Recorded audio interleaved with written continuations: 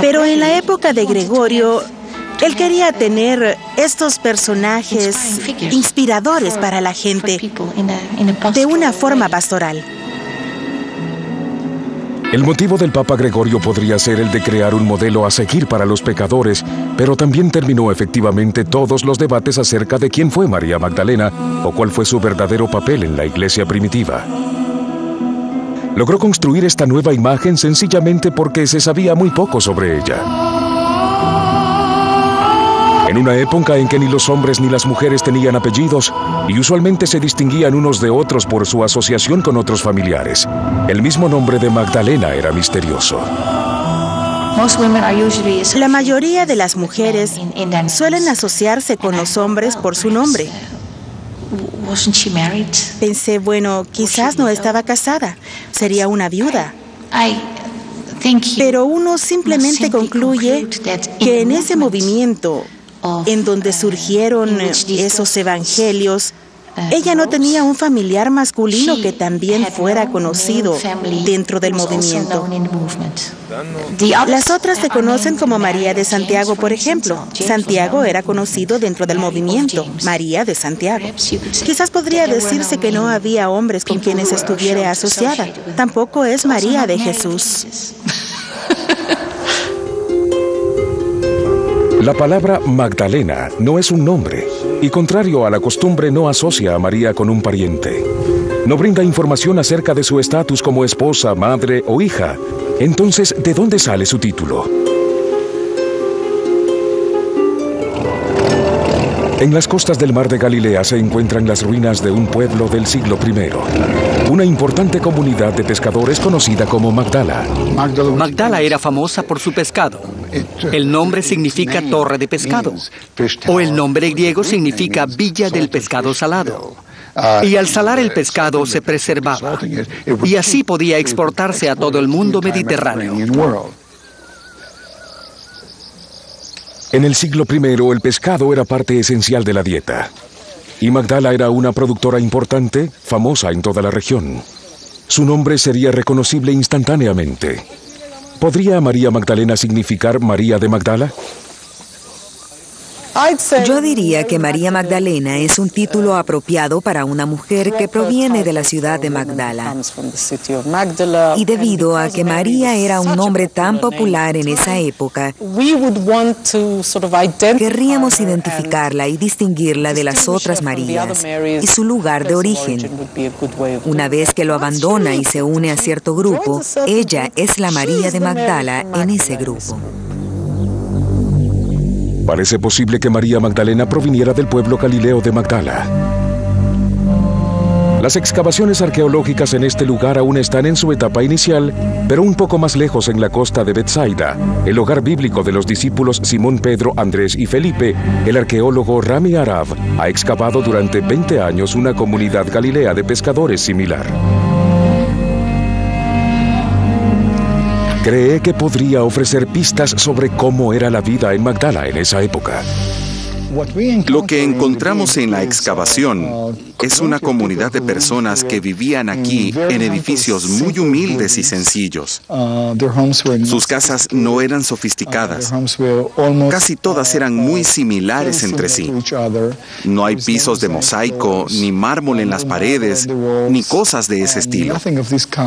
Esperaría que Magdala no fuera mucho más pobre que lo que tenemos, lo que vemos aquí en Betsaida. La infancia de María en Magdala estaría marcada por el poderío romano. Galilea era un semillero de actividades políticas, algunas violentas, y los romanos aplastaron revueltas frecuentes en y alrededor de Magdala. Los recordatorios de la opresión romana estaban muy cerca de casa. De acuerdo a una versión de la historia, alrededor del 40 a.C., gran número de rebeldes galileos y sus familias fueron encontrados ocultos en las cuevas del monte Arbela, arriba de Magdala. Herodes el Grande, designado rey de los judíos por los romanos, estaba decidido a librarse de ellos. El historiador judío Josefo relata lo que ocurrió a continuación. Herodes al principio no sabe cómo lidiar con la situación. Parecen tan bien defendidos dentro de esas cuevas. ¿Y cómo llegar a ellos? Finalmente, recurrió a un truco, según Josefo, muy peligroso. Bajó a los mejores de sus soldados en armazones desde la cima y atacaron a las familias.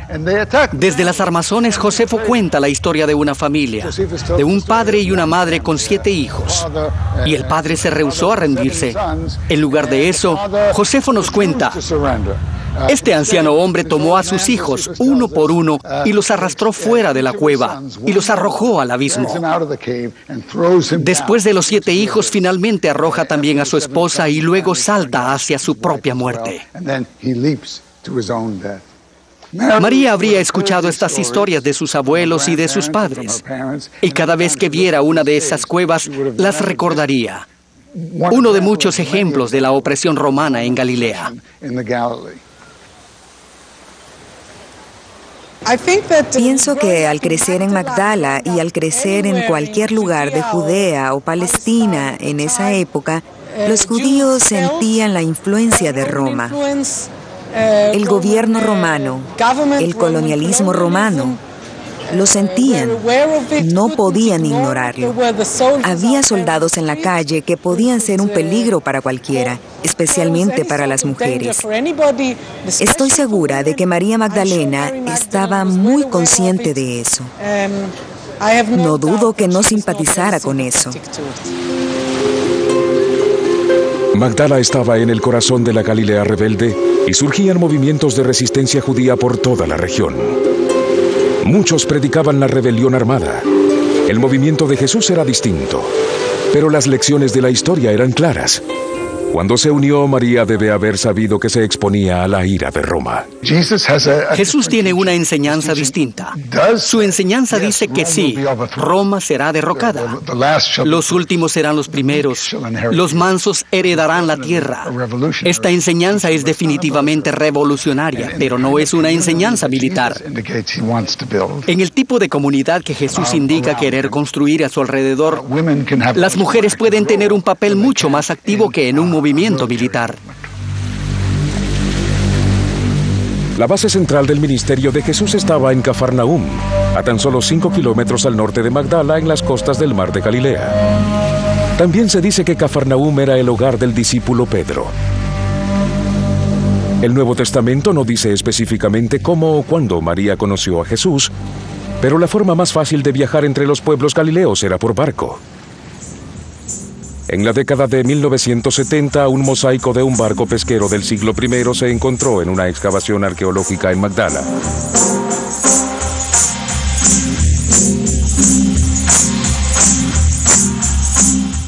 Luego, en 1986, las descendientes aguas del lago revelaron los restos de un barco de ese tipo preservado en el fango.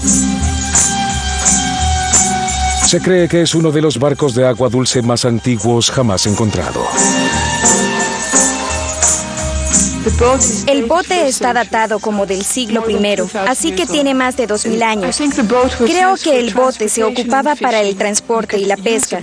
Sería mucho más fácil usar un bote que caminar alrededor del lago, especialmente hace 2000 años, porque ahora ves caminos, hay un buen camino, pero en aquellos días los caminos no eran buenos, y es un área muy rocosa, así que probablemente los botes fueran la forma más fácil de ir de un lugar a otro. ¿Podrían María Magdalena y Jesús haberse conocido en un barco similar en las costas de Galilea?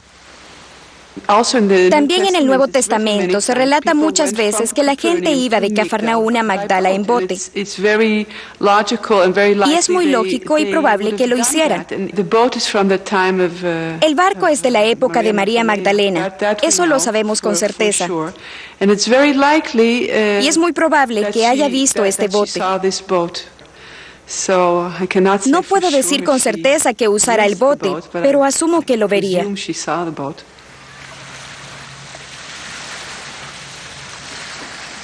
Jesús atrajo a muchos con su mensaje revolucionario. La única pista del Nuevo Testamento acerca de por qué Jesús y María se conocieron está en el Evangelio de Lucas, que dice que María Magdalena era una mujer de quien se expulsaron 7 demonios. Ahora, el texto no dice específicamente que Jesús fuera quien expulsó a los demonios, pero la mayoría de la gente asume que eso es lo que significa, que Jesús la exorcizó. En la Biblia, el 7 significa plenitud. Si María tenía 7 demonios, entonces estaba completamente poseída. ¿Podrían los espíritus demoníacos haberla llevado hasta Jesús?